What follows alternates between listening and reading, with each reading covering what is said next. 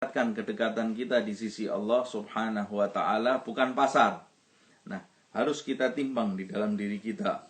Termasuk pasar itu di zaman sekarang ini, termasuk pula mall dan lain-lainnya.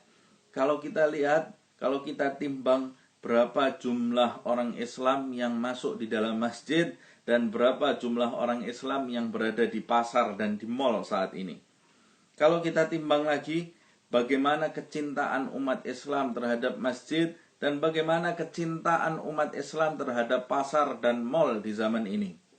Kalau ada di antara mereka yang masuk masjid dengan keterpaksaan dan menghitung waktu kapan saya bisa keluar dari masjid ini. Tapi kalau ada di antara mereka yang masuk di mall atau di pasar tanpa menghitung waktu, mereka sangat betah sekali berada di dalam ruangan itu. Nah, harus menimbang bagaimana seorang Islam berada di tempat yang dicintai Allah, tetapi mereka tidak betah di tempat itu. Justru mereka betah berada di tempat yang tidak disukai Allah Subhanahu wa ta'ala. Mereka yang memiliki sifat seperti ini hendaknya segera beristighfar kepada Allah, segera merubah kondisi batinnya menjadi condong kepada masjid. Sebab mereka yang condong kepada masjid, hatinya berarti mereka condong kepada hal-hal yang dicintai oleh Allah Subhanahu wa ta'ala.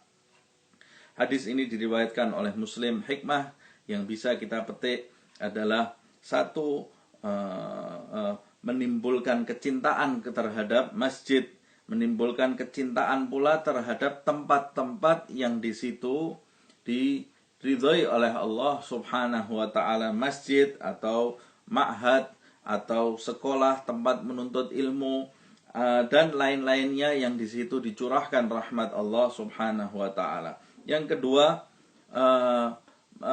menimbulkan di dalam hati untuk tidak pergi ke pasar atau ke mall kecuali ketika kita membutuhkan untuk pergi ke tempat itu. Misalnya, membutuhkan untuk berjualan di sana atau membutuhkan untuk memenuhi kebutuhan kita seperti untuk belanja dan lain-lainnya. Pergi ke mall atau ke pasar bukan untuk menghilangkan kegundahan atau untuk hiburan. Sebab hiburan kita adalah masjid Allah Subhanahu wa ta'ala. Harusnya mereka yang memiliki kegundahan di dalam hatinya bukan masuk ke pasar, kegundahan itu bisa hilang, tetapi masuk ke masjid, karena di masjid itu diturunkan rahmat Allah yang melimpah dari Allah Subhanahu wa ta'ala. Nah, begitu pula ke tempat-tempat lainnya yang tidak disukai Allah Subhanahu wa ta'ala yang sejenis dengan pasar ini.